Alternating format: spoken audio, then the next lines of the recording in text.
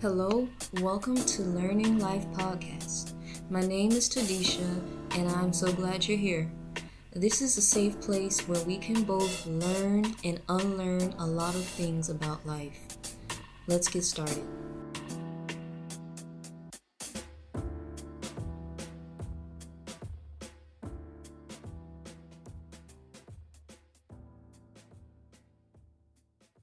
Hello, welcome back to Learning Life Podcast. I'm Tadisha. Get ready to dig into an insightful episode. This is an episode that I have been avoiding since last year because I didn't feel ready to tackle the subject. And the subject is trauma, all right? Talking about trauma today. But first, I want to share with you this little funny story that happened. So recently, I've been trying to get back into journaling. I think I've mentioned this before, and I will go into more detail about this in the episode. I used to do a video journal, but I was getting a physical book to start back journaling it. And so I was in the store and I saw the book and my mind saw the price. And you know what my mind spoke to me and said, why are you going to buy a journal when you could go around the corner to KFC and get something to eat? And my mind wanted to just sabotage me right there. I was like, that makes good sense. Let me go and eat instead of spending this money on a book. And the book was on sale, fortunately, so I went ahead and got it. So I'm trying to change from some bad habits, and it's a stroke, all right? But let's get into this topic today, okay? Trauma. So first, I want to talk about how trauma is very, very present in almost everything that people do nowadays, everything people experience nowadays, see on TV, everywhere. There's so many things that can trigger trauma. I'll say this. I didn't want to talk about this topic because I feel like I will be triggered because there's still some traumas and experiences collectively over the years that I haven't, processed completely. But I'm so thankful. God has gifted me with so many resources and information and wisdom from people that has been kind of helping me to get out of that rut. So just adding in a little detail here, there was this thing I saw on the internet a long time ago, and it was about healing. And it was a picture. There's a line representing your healing journey, and the line was just like going all over the page. It was in circles and left, right, everywhere. The line was representing how you go up, you go down. Some days are good, some days are bad, some days you're all over the place. So honestly, I guess what I'm trying to say here is that if you have experienced trauma like myself and you're trying to heal and get to a better place, then you have to remember it's not a linear journey. It's not like one day this, one day that. It's not a perfect 1, 2, 3 sequence. It's not like that at all. So trauma, I feel that there's so much these days that can trigger and cause trauma from the television to the news to movies that we look at that are full of violence. um I don't even look at TV. Only when I'm like traveling do I look at TV. And it's like I'll look at the different channels and half the channels have the same thing on them: zombies and crazy stuff. And it's like, I can't believe why would people want to look at a bunch of zombies all the time? Because you are what you give your attention to. Anyways, in these modern times, there's so much violence and it causes so much trauma. So I'm just going to try to break down a couple of things that I have noticed have been helpful for myself and share some personal experiences. So one of the things I've heard and I have tried is that you must move your body. If you're not connected to your body, the trauma is is in you and you are disconnected from your body because of that trauma. Personally, I know this because I've studied myself a little bit from the past, and I've noticed that when I was really traumatized, I was tense. And usually the tension was always in my shoulders and in my neck. So when I was nervous or when I was triggered, I could almost immediately tell by my posture that I was in that trauma triggered mode. For this reason, I recommend doing this exercise, which is shaking your body. It could be, there's so many variations, but the idea here is that you want to get connected back to your body. I've heard some people say do shaking exercises where, you just shake. I tried it. It's not my usual go to thing, but I believe it's helpful. What I would say is that dancing and exercise are really great ways to get out of trauma and releasing the trauma. Okay. So, exercise or dance is a great way to release the trauma from your body. Next, I want to go into this thing they call, which is an eye exercise. Okay. Now, this one to me is a little experimental. And what they said is that when you move your eyes a certain way, it's connected to a certain nerve called the vagus nerve. All right. If you go on YouTube, you can see there's a variety of videos that talk about this. And so they said to calm down your nervous system, you can roll your eye and hold your line of vision for a couple moments. Okay.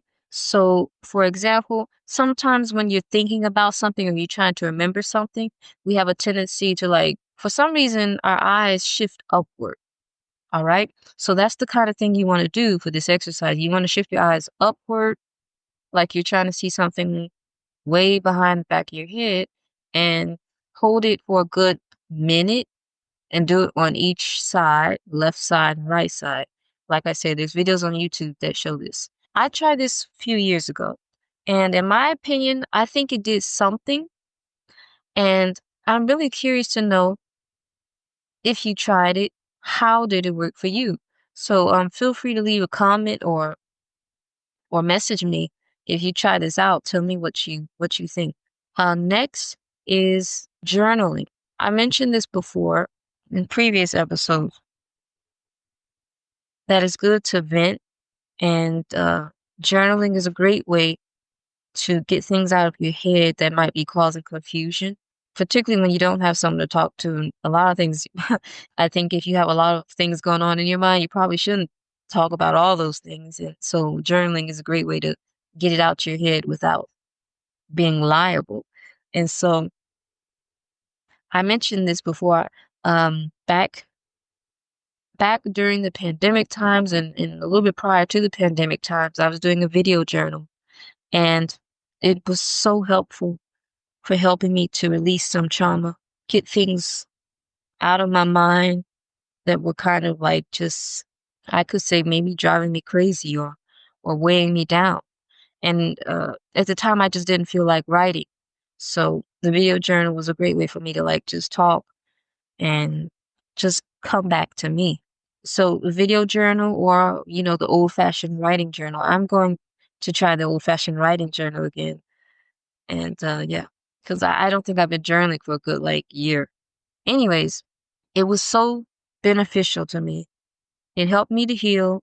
And sometimes I occasionally look back at one of those videos and I can tell that I was, like, dealing with so much.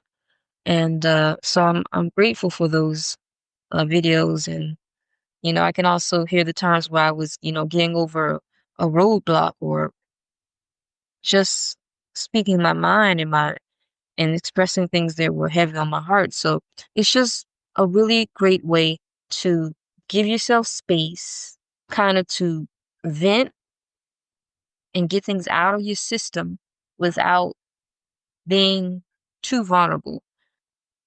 I mean, it's great if you have someone to talk to about certain issues, but if you're like me and you don't always have someone, then that's a great way to. Also, I was listening to a video by Jordan Peterson, and he said that in this experiment, he had people to write about the three worst experiences of their lives, and this experiment was beneficial to them because at the end, basically, they had better outcomes than those who uh, didn't discuss the trauma and kept it bottled up. In other words, it's really important to talk about things, even when it makes us uncomfortable. That's something I'm still dealing with myself. So it's excellent to record those things on paper or on video and just let it out. All right. Next is that the body requires input and output.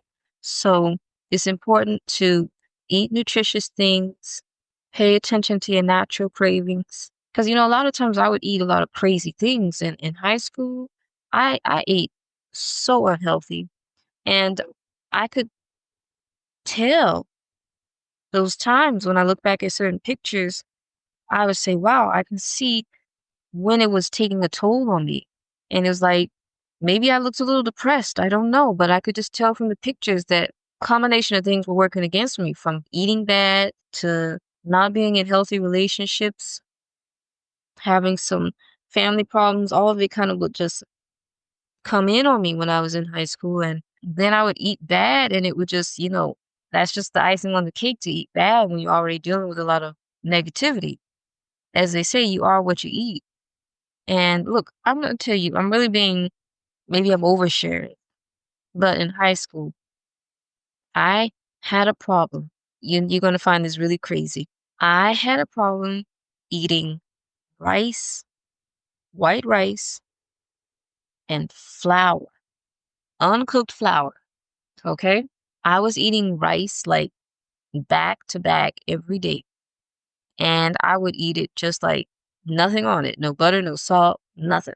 And then sometimes I'm telling you, I'm just being 100 with you. I would eat raw white rice, uncooked. Yeah, I know. So I learned that because I was uh, anemic, that I was eating these things because the body picks up on trace elements of iron in things like rice and flour and white bread. However, these foods are low in nutrients. So your body's just going to keep craving it, but it's never going to actually get fulfilled. You have to eat nutritious foods.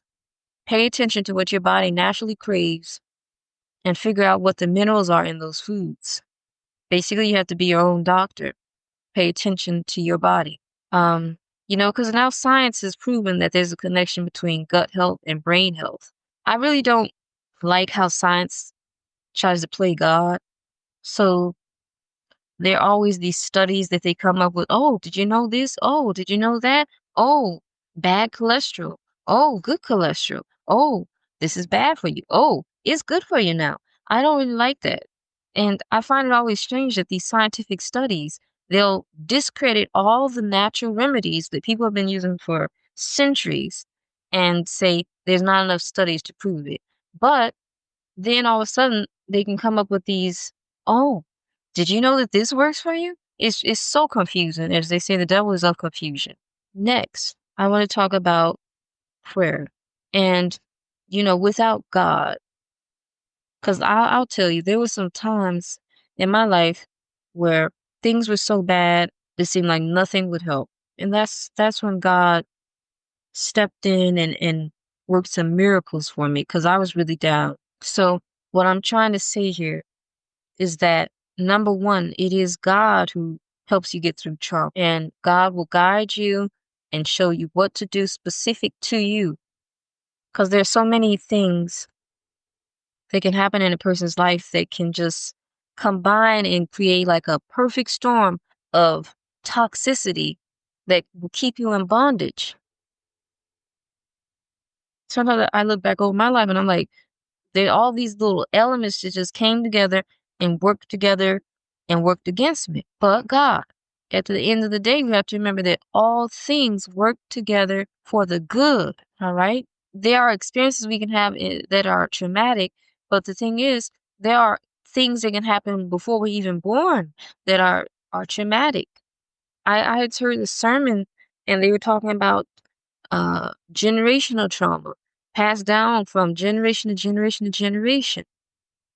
And sometimes I think about my childhood, and then I think about my mom, and then I think about my grandmother, and then I think about all the family stories I've heard and traumatic things experiences. And I'm like, it's not good. And then if we're ignorant of things that have happened in our family and in the past, it just keeps us like in the darkness. That we don't know why we're suffering the way we do because this happened to this relative or this ancestor. And so again, I say these are things that require prayer. I'll give a little testimony now. When I was a kid, when I was a baby, when I was born, my mom told me that there was a little problem giving birth to me because at a certain point, the umbilical cord had tried to wrap around my neck. And she said, and so the doctors tried to make sure that nothing went wrong. Coming to hear that story, when I realized that God protected me even when I was being birthed. Because do you know how much damage can happen to a child with just a short amount of oxygen deprivation? So, sometimes there are things we've experienced and we're not even aware of. And God has protected us and kept us. Be thankful to God. I encourage you to think of something that God brought you through and you didn't even have a clue that something bad could have happened to you, but God brought you through it. Thank God for everything that He's brought us through, and thank God for the things that He's taken care of before it even happened, right? Moving on, another thing I want to talk about is the importance of forgiving yourself. And sometimes being or experiencing a traumatic experience, you can feel like you're somehow the cause of a problem. Sometimes we have traumatic experiences and it's abuse or even self-abuse. Or maybe you've done something and it caused someone else pain. You have to forgive yourself because that is something that can really hold you down and keep you from doing all the things that God calls you to do because you're constantly thinking about how you did something wrong or how you're blaming yourself for something and you think that is your fault.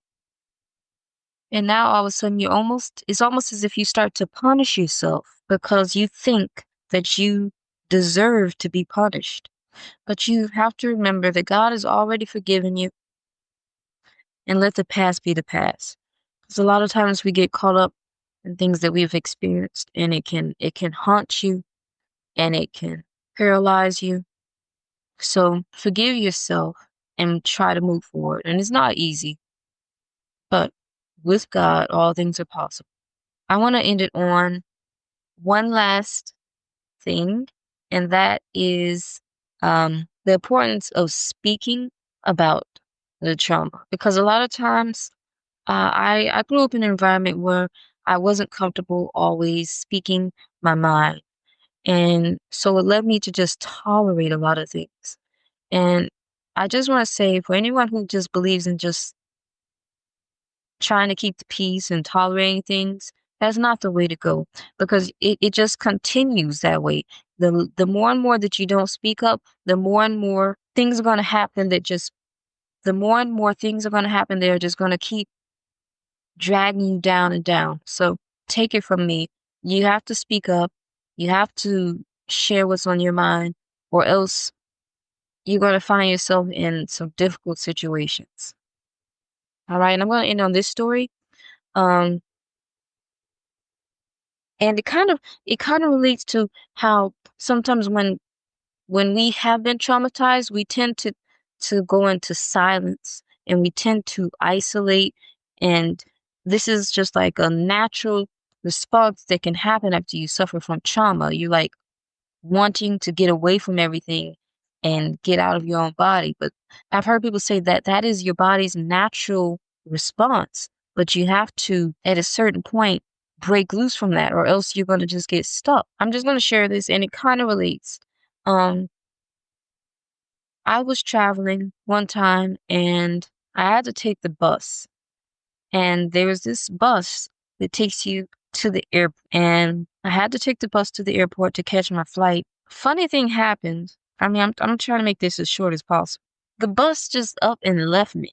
Okay. The flight was in less than 3 hours.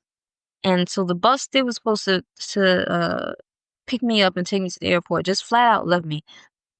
It's funny how it happened. It really was. Cause I literally got to the bus stop and I saw the bus, the the tail of the bus just speeding along the highway, leaving me behind. And can I say the previous version of myself would have like just been traumatized. And I would have been like, I'm gonna miss my flight. I'm stuck. I'm not gonna get to where I need to go. I'm gonna be stranded. Where I'm gonna go. That's the way of my traumatized brain would have would have reacted.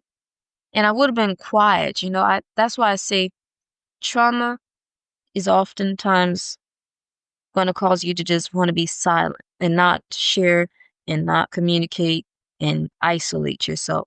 So I would have been like silent and just standing in awe and upset and all emotional within myself, but I would have appeared like nothing was happening. And so for once in my I can almost count in my hands the amount of times where I've actually just gotten like angry and I saw the back of that bus just taking off. For some reason, I couldn't bring myself to shout, and I was like, "Why didn't I shout?" Because I was just shocked that I saw the bus taking off when I'm just, like, 10 feet from it. Because what happened was you had to come take the stairs down to the platform where you get on the buses, so I was going down the stairs, and then I could see the bus pulling out the driveway. And so I'm like 20 feet away, and I don't know why I didn't holler. I can't figure that out. And so, but when I saw the bus go, I got to the point where I was supposed to board, and I just start. I didn't scream like that, but I was like emotional. I let out my feeling that I was upset, and then some other people around saw that, okay, well, she missed her bus. And so although what I'm saying sounds simple, what I'm saying is that my traumatized self would have been silent and quiet and would have just sat down and just been like, oh, it's the end of the world. But I didn't react like that, which I'm proud of because I reacted being angry. And then all of a sudden, because I was traveling with my grandmother, she was like, just calm down. And then she was like, there's gotta be another way there, then maybe another bus or something. Then I asked the other bus drivers, they were like, something how nowadays people don't like to share information. So anyways, I didn't get any information from them about the alternative bus. And so, and like I told you, the flight was less than 3 hours. So I was like, if I miss the flight, what happens? I'm stranded in this town, or I'm gonna have to pay a change, what do you call ticket change price. And you know how these airlines are; they don't give any slack. So guess what? I walked around, and there's this little old man, and I was like suspicious of him. But he noticed that I was, I guess, trying to find something, and he asked me what I was trying to find. And I was like, well, where do you catch the taxis? And he just said, you just go up the elevator, walk across the bridge, and then go down one floor and the taxis are out there. I didn't have Wi-Fi. Kindness of a stranger. He let me use the Wi-Fi, ordered the taxi, boom, made it to the airport in time for the flight. So what I'm trying to share here is that my traumatized self would have gotten kind of stuck in that situation, but God intervened, sent people to give me the information I needed right in time. My traumatized self would not have spoken to that little old man because I would have been suspicious that he was trying to, I don't know, pickpocket me or something. But I was led to ask and get the information that I needed to know. All right. So I hope this message helped you. This episode, I hope it helped you. And I would really appreciate it if you would like, comment, and share it. That helps me out tremendously. Yes. So thank you so much for tuning in. Until next week, take care. This is Learning Life Podcast. Thank you so much for joining me. I hope that you learned something, that you enjoyed this episode. If you want to support this podcast, please subscribe. Thank you so much. See you next week.